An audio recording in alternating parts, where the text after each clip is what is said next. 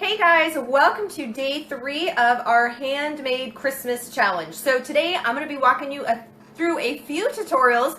First up is going to be vanilla extract, and I'm going to share with you my super easy way, my tips on the easy way to make vanilla extract. We're going to be talking about making lemon extract, and then we're going to move into making herbal tinctures, and then we're going to also be talking about ways to package them, different containers, and all of that. So if learning how to make if you've seen the price of homemade extracts and herbal tinctures in the store, they can get kind of pricey. So if learning how to make these at home and you have a gift for yourself then, because you can keep some of it for you and a gift to give, is something that you are interested in, please go ahead and share this so we can get as many people as possible learning how to make all of this at home and save themselves money and make a homemade Christmas. So my name is Melissa K. Norris. I'm the author of The Made From Scratch Life, the new book HandMade, and the Pioneering Today podcast, and I'm super excited to have you join me. First up, vanilla extract. What do you need? Well, you need vanilla beans. You're going to need a glass jar. I usually make mine in pints, but you can also make a big old huge batch and do it in quarts if you want. We're going to need a knife and a cutting board because we're going to prep our vanilla beans. And then you need alcohol. So whenever you're making extracts, and generally speaking, extracts are going to be what you're going to be using for baking. So there are different ways that you can create lots of different extracts at home and make them for flavoring. I'm going to show you how to do vanilla today, and then I'm also going to give you instructions on how to make lemon or orange extract. So pretty much any extract that you see available for sale in the store, you can make it at home. Pretty simple and easy. So one of the things you're going to need is alcohol when you are making baking extracts. So personally, a lot of times you need 80 proof, which is the 40% alcohol by volume. Because when you are making extracts, you're going to be using, generally speaking, the fresh, not a dehydrated form of plant matter or whatever you're putting in, for example, the vanilla beans. So you want to make sure that you've got that high enough proof of alcohol to help kill any chance of bacteria growth or mold or anything like that. Now, I've never had that happen in any of my extracts, but we want to just kind of take those safety precautions.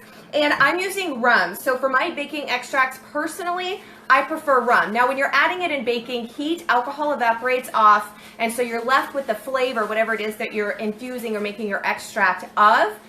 But a lot of people will use vodka because vodka is clear and vodka is relatively flavorless. You don't get a lot of the rum flavor left. I think it actually personally makes a better vanilla extract for baking.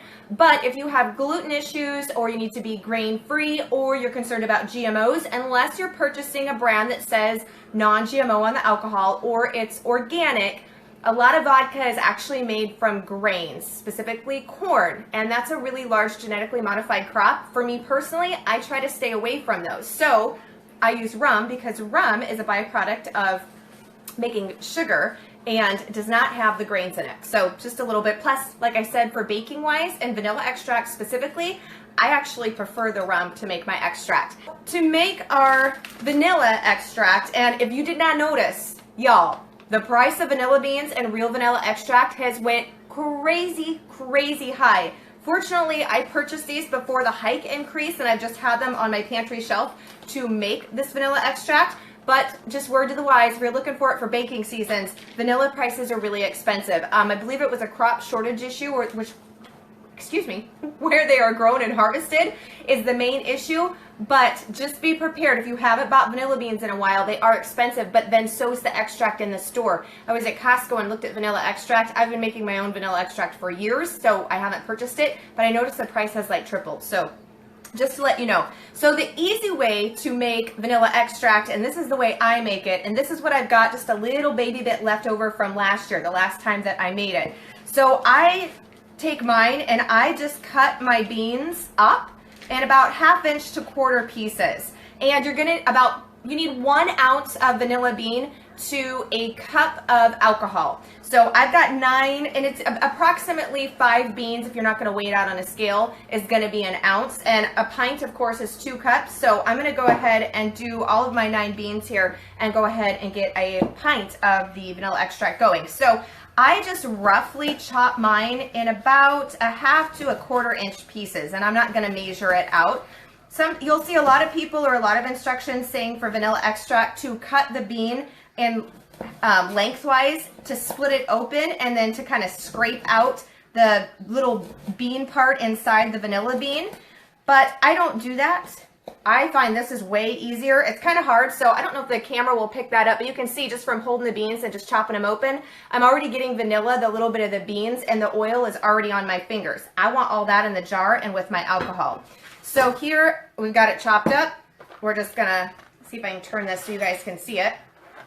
And there's a little bit of oil there on there that was from the bean. I'm gonna get that in there. So here we go. So that was the beans. So this is a lot faster. Now we are just gonna top this off with our rum.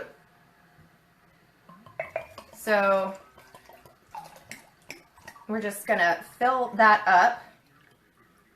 And I'm not gonna top it quite all the way to the top because I did not quite have a full, I had 9 beans instead of 10 for the 2 cups. So used canning lid, I like to save my canning lids, the used ones, for projects like this. They're not safe for recanning, but they're perfect for this. We're gonna slap our lid and our band on there, and we're gonna shake it up. And you can kind of see those going around in there, and you'll start to see, I don't think you'll be able to see it on this camera, but if you look at it in person, you're already gonna see little bits of vanilla beans starting to float around there and fuse it. So now what you're gonna wanna do, so you can see how much darker, the darker these two are. This has been fully infused. This has actually been infusing for a year. So you have a couple of options that you can do.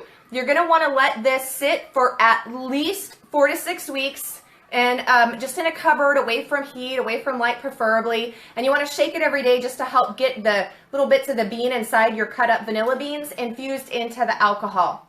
Now, if you are planning early, and that is where yesterday, day 2, when if you didn't get your emails, sign up for the emails, and this is our Christmas gift planner guide. So here you have the name, if this is a gift that you want to be giving, the date that you need to start it by, and then when it's completed. So this is something, if you start it now, I would let it infuse all the way till Christmas or until you actually need to give it, because it's gonna have a stronger, more vanilla flavor. If it's for yourself, like this one, I still left the beans in here and just let it keep infusing as I use it. I didn't actually ever strain it out, but at least let it go 6 weeks longer if possible. And then you're just gonna take some cheesecloth, or I just use a coffee filter, and you're gonna strain it out. And then you're gonna bottle it. So you can get these fun bottles here, the little flip tops that have the seal. These are great. You can also just leave it after it's been strained. Go ahead and put it in a mason jar. You can put them in the smaller ones if you wanna split this up for more gifts. And just give it in a mason jar, because everything looks super cute in a mason jar. Can I get an amen, right? So that is an option. And then these, of course, you can purchase them online, but let me tell you guys, garage sales and thrift stores start checking. I got this for, I don't even know if I paid $1 for it, at a garage sale a couple weeks ago.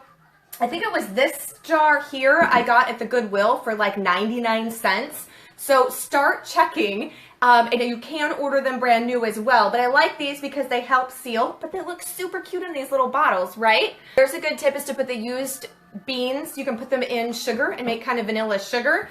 You can also, if you only let them sit in their soaking period or while they're infusing into the alcohol for the extract, if you've only let them sit for like 6 to 8 weeks, then I will reuse them. Now, you're not gonna get as strong of a vanilla flavor if you're reusing them on the second use, but that's where I will let them just sit in the alcohol, and I don't really strain them out until I've used all the alcohol that's in the jar. Another option too is sometimes people will just let it sit in here, and one of the things is, one of the issues can be that if you let them sit and you don't strain it out, you want to make sure that when you're using your vanilla extract that you pour it into the measuring spoons, so that you're not putting contaminants into the jar. I mean, it is alcohol, but you don't want to introduce any mold or anything like that that's going to cause bacteria and start to grow in it.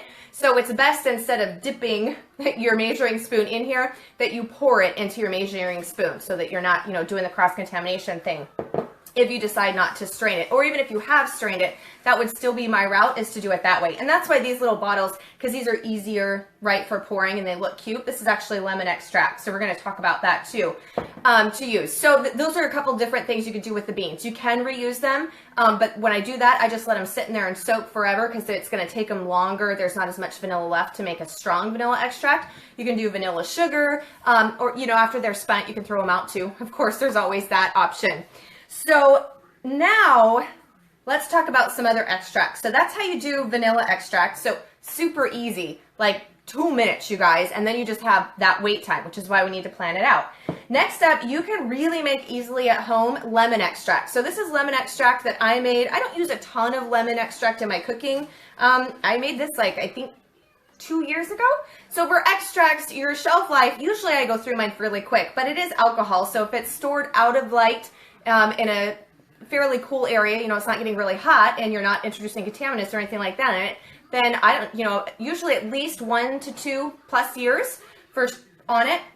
So if you want to do orange extract or lemon extract, how I do mine is I will take so this is to a 1/2 cup of alcohol.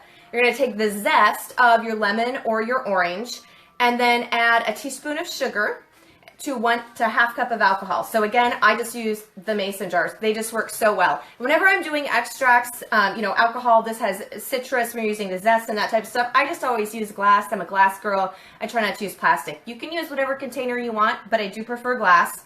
And same thing, you're gonna let that sit for 4 to 6 weeks and then you're gonna strain it out and this is what you have left. So it's really easy to make those. So now let's talk making herbal tinctures because we've kind of covered our extracts. So making an herbal tincture. Tinctures are just like extracts. They need that period of time before they're ready. And that's why if we're going to be giving these for gift giving, we want to make sure that we're planning ahead. Again, you can get this template to keep track of all your handmade gifts, when you need to start and buy, when they're completed, and who they're for by signing up for our emails. And that's at melissaknorris.com/Christmas. This is a 5-day Christmas challenge. We're on day 3. We got 2 days left.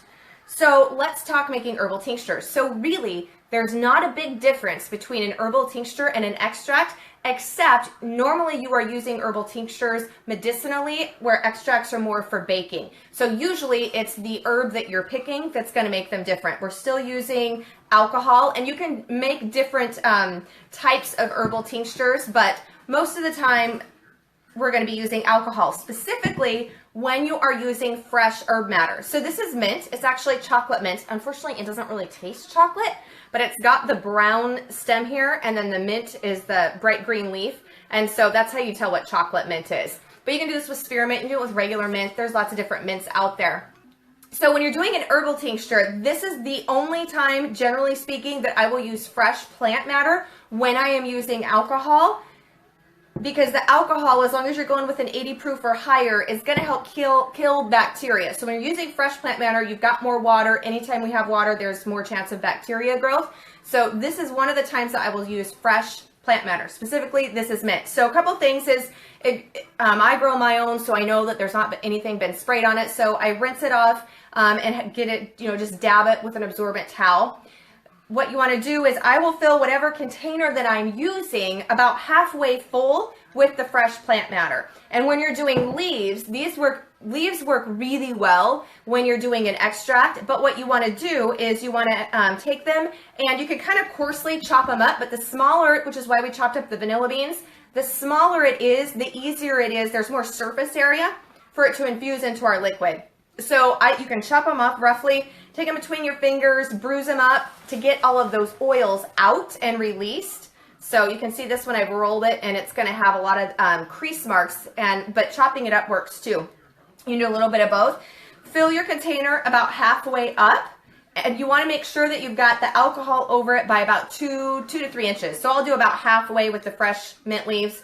Top her off with the alcohol. Same thing, put the lid on, shake it, and let it sit about 4 to 6 weeks, and then you're going to strain it out. And so one of the great things is mint, which is what this is here in this jar. This is some mint that I made a couple, this one might be from last year. But mint extract, you can use both for baking, and then a lot of people will use mint in their natural medicine cabinet, so that would kind of double as a tincture. But normally, there's a few of them like this that you can do both as, but most people will make their herbal tinctures more from medicinal type herbs than they will specifically the ones for baking wise. And if learning more about herbs and tinctures and doing all that yourself, the handmade, but I've got a whole chapter in here. Chapter 4 is Thrive. That actually talks about making herbal tea infusions, decoctions, making your own tinctures, and you can make tinctures with herbs with different things besides vodka, but then that's when I will use dried herbs. In fact, we're going to be talking about, so tomorrow on day 4, I'm going to be talking more about using dried herbs and making homemade gifts with them. But today I wanted to talk more about doing the fresh ones. So there's a lot of info and charts and stuff are in here, which brings me to the point that right now we've got the Handmade Masterclass. So what that is you get this book, a physical copy of the book will be shipped to you. You get access to a digital copy. We've got master classes. So if you like hands-on learning, just like we're doing here, you're going to get tons of that within the master class. So specifically, I teach you how to make herbal infused lip balms that have color, which I'm wearing right now is one of them, homemade soaps, whipped body butters, beeswax candles, all your homemade, handmade for gift making as well that you want to give. We've got a whole bunch of coupons. And I had it sitting here, you guys, and I didn't even get my apron that matches on. But we've got a 45% off coupon, so you can get the apron. And that's one of the things that I like to do is I usually take a whole bunch of homemade items up. In fact, I will be giving some of my vanilla extract, be parting with that, with an apron, a copy of the book, or it can be a whole bunch of your handmade stuff together. I mean, of course, you can just give someone one item too, but I like to create little homemade, handmade gift baskets with all kinds of goodies in them. Or you can go to melissaknorris.com/masterclass to get all the info about that. So make sure that you get yourself signed up for our email challenge. We've got 2 more days of tutorials. We'll be back on here tomorrow. So to get the emails with all of the download charts, recipes, all that fun stuff for the challenge, make sure you're signed up at melissaknorris.com/Christmas. And make sure that you share this so we can get others joining so we can create an awesome handmade holiday. And then you can check out the Handmade Masterclass that includes the paperback copy, digital copy, and I will put links in there so you can check all of that out. And thank you guys for joining me. I hope that you get started on making your own extracts and your own herbal tinctures. Right now, we haven't had our hard frost yet, I should say, where I live in the Pacific Northwest, so I can still get my fresh herbs. So I got to get more of those going and seeping in. So I'll be back on here with you tomorrow, and we're going to be continuing on with hands-on tutorials. So I look forward to seeing you.